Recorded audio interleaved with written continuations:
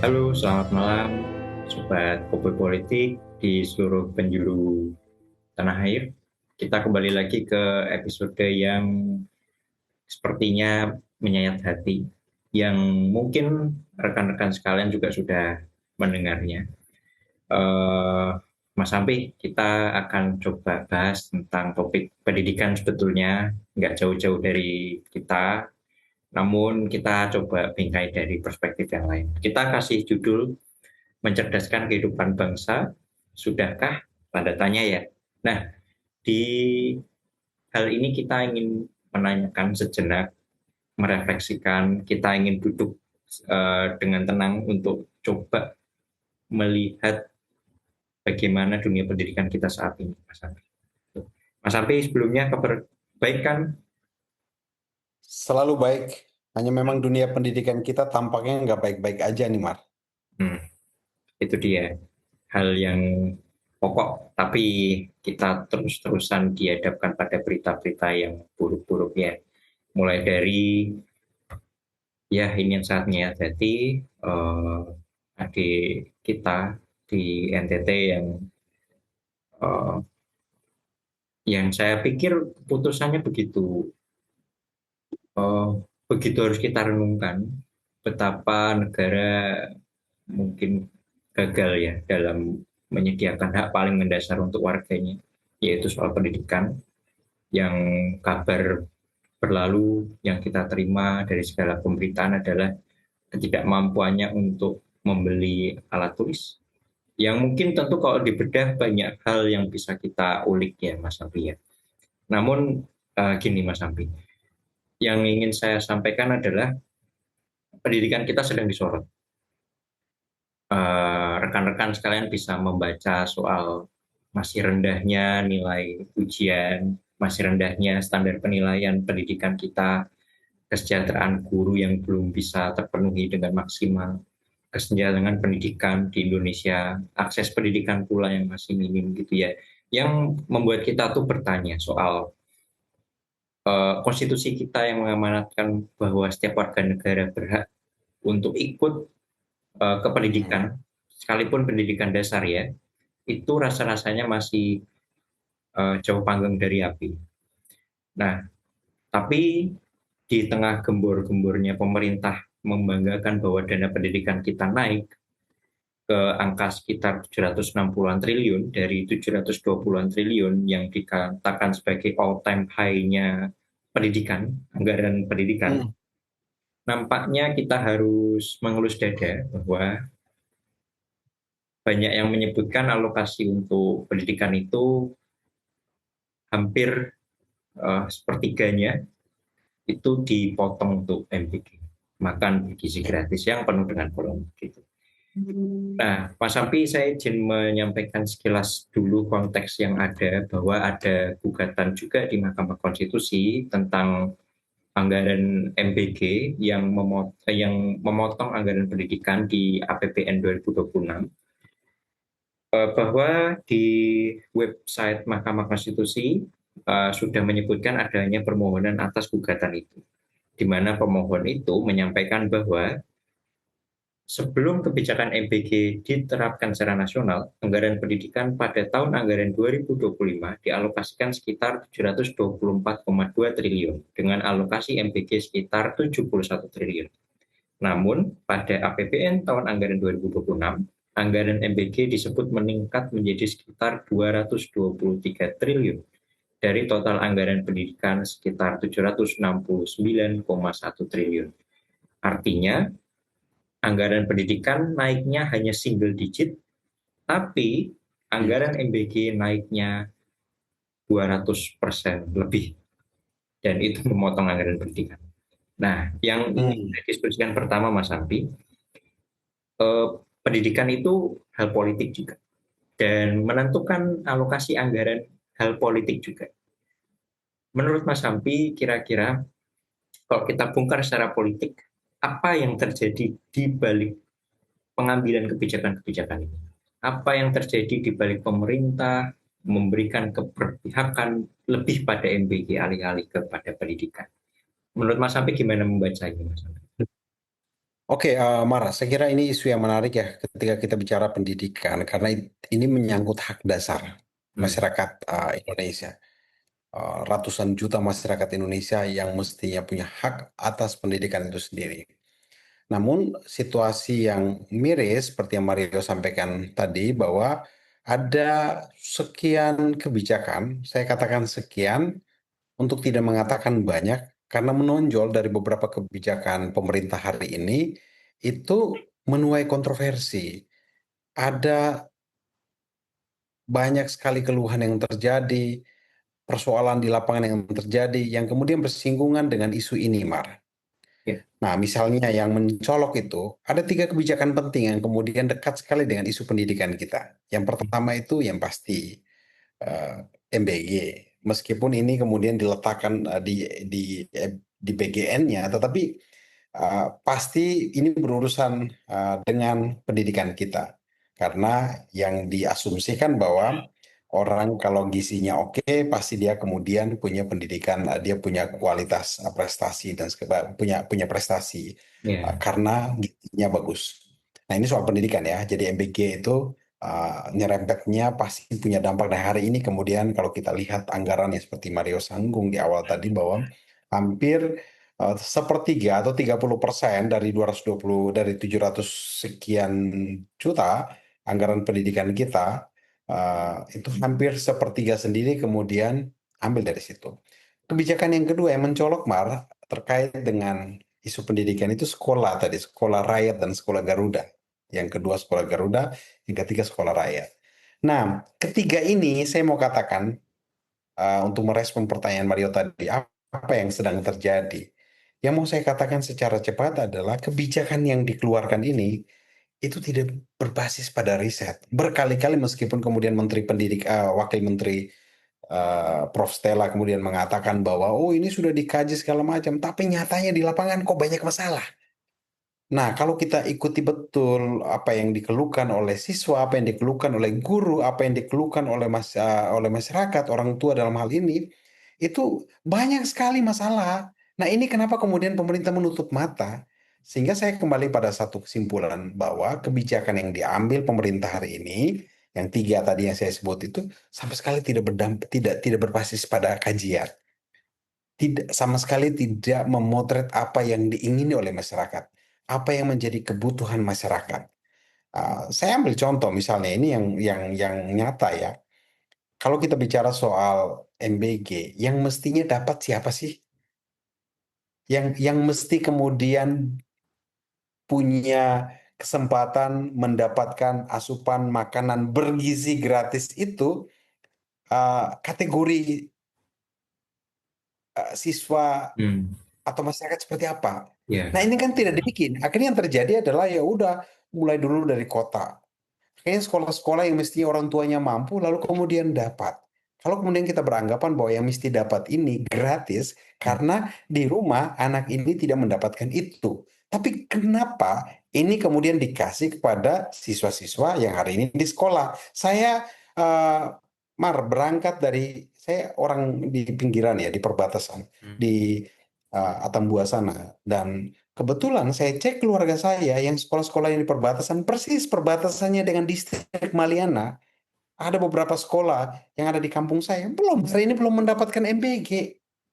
Kalau memang kebijakan ini ingin memberikan tadi asupan gizi kepada orang tua anak yang orang tuanya itu miskin karena tidak memberikan itu, oke, ya udah benar-benar mapping, benar-benar buat pemetaan yang oke. Siswa mana yang mesti dapat MBG, siswa mana yang tidak, siswa mana yang kemudian harus mendapatkan porsi begini, siswa mana yang tidak. Ini kan tidak. Kita tidak membuat kebijakan berbasis pada data dan data pasti berurusan dengan kajian. Nah, kalau kajian hari ini tidak pernah dilakukan, kalaupun dilakukan itu hanya sekedar formalitas, ya udah hasilnya tadi tiga kebijakan pendidikan yang hari ini kemudian di di apa ya dibangga-banggakan oleh Prabowo itu sama sekali tidak punya dampak. Dampak mungkin sedikit, tetapi sampahnya yang banyak. Hmm. Misalnya soal MBK, ternyata meninggalkan banyak sampah. Tapi ini pemerintah menutup mata. Ya. Prabowo dan sekelintir orang-orang sekitar itu menutup mata. Itu yang kita sesalkan, Maria. Sebenarnya kebijakan ini bagus. Sekolah rakyat misalnya, oke menghidupkan kembali memori. dulu banyak sekali guru-guru itu datang dari sekolah rakyat. Kalau Hmm. memang hari ini sekolah rakyat dibuat untuk kemudian memberikan ruang kepada orang-orang miskin, lalu kenapa kemudian tidak dibikin dengan sangat baik? Bagaimana mana sekolah-sekolah swasta atau misalnya sekolah terkait sekolah Garuda, sekolah unggulan, itu sekolah yang dirintis oleh Kementerian Kemendikti menciptakan SMA unggulan yang berbasis dormitori itu berasrama. Kenapa kemudian pemerintah tidak aja suntik anggaran ke sekolah-sekolah swasta yang memang dari dulu sudah berasrama, misalnya sekolah-sekolah Katolik. Hmm. Jauh sebelum pemerintah datang dengan konsep sekolah Garuda ini, banyak sekolah Katolik, mohon maaf, kebetulan saya berangkat dari situ. Bisa jadi ini tidak untuk kemudian politik identitas segala macam. Saya mau katakan bahwa ada sekolah-sekolah Katolik yang dari dulu memang sekolah konsepnya itu berasrama dan unggulan. Kenapa pemerintah bikin lagi sesuatu yang baru? Kenapa tidak support aja, tidak suntik aja anggaran itu untuk kemudian meningkatkan sekolah-sekolah swasta tadi? Ya, ini kemudian bikin lagi sekolah negeri yang, aduh, ini kemana arahnya? Itu dia, Mak. Ya, ya, ya. Oke. Artinya Mas Hampi, ketika Mas Hampi coba mem- mengajak kita untuk eh, merenungkan kalau sebenarnya kebijakan yang diambil lagi-lagi kebijakan yang bukan basisnya adalah kebutuhan publik ya. Kebutuhan publik berasal dari riset yang memang mengambil dari aspirasi publik. Akhirnya kebijakan ini hanya sebagai, kalau saya bisa menangkap, proyek percepatan aja, yang mana nggak jelas keberpihakannya untuk siapa, apakah memang benar-benar beneficiaries, ultimate beneficiariesnya adalah siswa-siswa gitu ya untuk penumbuhan gizi, atau sebenarnya ada hal yang memang nggak bisa kita bongkar secara terang-terangan karena benar-benar kita berada di zona yang abu-abu, kita nggak tahu sebetulnya anggarannya terserap berapa dan tersalurkan berapa, serta kalau kita anggap ini investasi ya untuk generasi emas tanda kutip, seberapa efektif dibanding cost yang dikeluarkan gitu ya. Jadi bagi saya ini seperti gunung es lagi-lagi. Masalah di puncak tuh ketawanya sedikit. Bagi saya sedikit. Ya. Walaupun kita katakan ya kita bisa berdebat linear nggak sih hubungannya dengan misalkan kondisi atau kejadian adik kita di NTT beberapa waktu lalu dengan kebijakan MBG ini.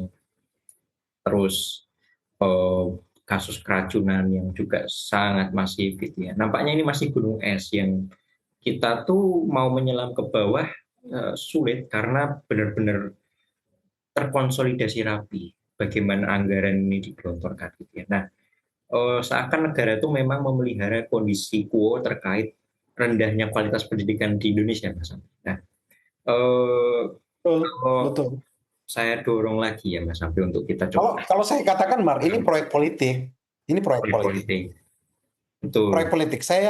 Aku yakin kita bisa berdebat soal ini proyek politik. Hmm, Kenapa saya bilang ini proyek politik? Itu tadi basis argumentasi saya tadi itu. Kalau hmm, benar-benar ini dilakukan dengan baik, kita semua menyambut program ini, tentu harapannya pasti ke depan. ya. Tapi yang nyatanya, kalau udah 1 tahun, masalahnya makin banyak, semakin Hmm, hari semakin banyak, dan kemudian apa ya, mengambil porsi anggaran yang begitu besar, 223 triliun dari total 700-an sekian hmm, triliun, itu hmm, bukan sedikit, Mar. hmm, Dan ini saya kira kita semua harus berpikirkan dengan baik dan pemerintah harus membuka mata bahwa kebijakan yang dia ambil ini harus dievaluasi. Nah, kalau kita bicara soal politik kebijakan publik, ada tahap di mana ada evaluasi. hmm, Pertama agenda setting, formulasi, pelaksanaan, evaluasi, baru inovasi. Ini evaluasi kita tidak pernah dilakukan dengan baik. Yang dilakukan mungkin ya udah sekedar cek aja. Oh lele, pernah ya lele, kamu ini lelenya utuh ya? Oh ya zaman saya lelenya sedikit. Itu namanya bukan evaluasi. hmm, Kenapa hmm, nggak turun langsung lihat ini? Maka itu jelas ini proyek politik. Jadi kalau hmm, Mario Tech ini proyek ini sebenarnya basisnya apa ya? Basisnya proyek politik, politik dalam tanda petik pragmatis. Kira-kira hmm, ini bagi-bagi anggaran ke siapa? Karena nyatanya udah terang benderang anggaran sekian misalnya untuk satu porsi belasan ribu atau 20-an ribu, lalu kemudian dicubit, dicubit, dicubit tinggal aja 7 ribu, mana ada yang bergizi, yang ada beracun, bukan hmm. makanan bergizi, tapi makanan beracun gratis. Ya, ya, ya, betul betul. Kita bisa bayangkan soal itu, Mas Andi. Eh, Makan hanya satu kali dalam sehari, dan itu cuma di sekolah, yang mana sekolah mungkin 5 jaman, sisanya keluarga lagi-lagi yang menentukan. Jadi pemberdayaan keluarga nggak dilakukan. Kalau tadi Mas Ampi singgung, ada sekolah-sekolah yang udah ada asramanya. Jadi proyek ini nggak melibatkan pemberdayaan masyarakat secara murni ya, tapi lebih ke vendor Iya, ya. Nah, jadi keluarga malah bukan hal yang dikuatkan untuk meningkatkan gizi, alih-alih negara salah mengintervensi di sini. Nah, kalau dari sekian banyak yang dilakukan tadi Mas Ampi, kalau Mas Ampi sebut dan linear dengan hal yang mau saya tanyakan juga adalah gimana cara kita melawan, gimana cara kita memperbaiki situasi ini. Walaupun kita bukan pemangku kebijakannya, kita kira-kira bisa melakukan apa untuk bisa mencubit-cubit hati pemerintah agar please berhenti dulu evaluasi. Tolong berhenti dulu evaluasi. Menurut Mas Ampi gimana Mas Ampi? oke. Ini pertanyaan yang menarik ya, Mar. Hmm. Kalau gerakan ini kembali kita bicara soal bagaimana massa yang punya kesepahaman yang sama, punya kesadaran yang sama untuk mampu melakukan kontrol terhadap pemerintah. Karena hari ini lembaga-lembaga yang berperan untuk menjadi pengontrol itu, mohon maaf, menjadi bagian dari tadi cerita kita tentang sistem yang sekarang sudah ya ikut siapa yang sedang memimpin. Ya. Jadi harapan kita satu-satunya adalah membangun gerakan bersama. Jadi bagi siapapun yang kemudian mendengar tayangan kita ini, kita berharap masyarakat kita harus sudah punya kesadaran yang sama bahwa kita sedang dibodohi. Kita tidak makin cerdas, sehingga kalau Mario tanya, sudahkah kita dicerdaskan? Mencerdaskan kehidupan bangsa. Bangsa, kita sebagai bangsa itu sudah cerdas atau tidak? Saya kira makin ke sini ada proses di mana kita mengalami itu tadi, proses pelemahan. Jadi Ya, eh, selain kemudian dihantam dengan badai apa instannya media sosial, arus informasi yang membuat orang tidak lagi ada budaya literasi dan segala macam, ditambah lagi sistem pendidikan kita eh, kemudian sistem pendidikan kita digrogoti oleh itu tadi kebijakan yang nggak benar. Jadi saya kira ini jadi masalah yang serius, Mas. Sehingga kalau Mario tanya apakah kita akan mengubah, saya sih akan mengatakan bahwa yakin bisa. Tetapi caranya adalah ya udah orang-orang macam seperti ini masyarakat nggak boleh pilih di periode berikutnya. Karena yang melakukan membuat kebijakan ini adalah para politisi. Jadi harapan saya siapapun yang kemudian sudah punya kesadaran yang sama harus lebih lebih dewasa, harus lebih profesional untuk menjatuhkan pilihan. Jadi eh, kita mesti cerdas dalam menentukan pilihan. Kalau kita melihat pemimpin kita orientasinya sudah lebih pada hal-hal yang bersifat tadi untuk mensejahterakan kelompok atau golongan tertentu, ya udahlah, buat keputusan yang lebih cerdas untuk tidak melakukan kesalahan di 5 tahun berikutnya. Kalau sekarang saya kira ini pasti tidak akan pernah berubah, Mar. Ini sudah ongoing. Jadi kalau 1 tahun ini harusnya mereka tahu bahwa ada yang salah dengan kebijakan terkait MBG, ada yang salah terkait kebijakan ini. Kenapa kemudian tidak lekas sadar untuk melakukan perbaikan? Jadi ini sudah apa ya? Menurutku udah jadi satu masalah yang serius. Tapi kepekaan untuk kemudian mengubah itu tidak ada sama sekali. Sense untuk merasa bahwa dia sedang membuat kesalahan yang berat dalam hal ini bisa membuat masyarakat itu berada dalam situasi yang sulit. Itu tidak ada sense-nya. Jadi ya udah kita membuat kesadaran ke depan kita rutin untuk memberikan edukasi kepada masyarakat agar ya kita harus lebih cerdas membuat keputusan politik. Kepada ya, siapa kita akan mempercayakan nasib kita gitu loh, Mas. ya. Sepakat Mas Ampi. Dan saya Anda mengajak rekan-rekan juga bersama-sama mari seperti yang tadi Mas Ampi katakan bahwa ada proses di mana semuanya harus melakukan evaluasi.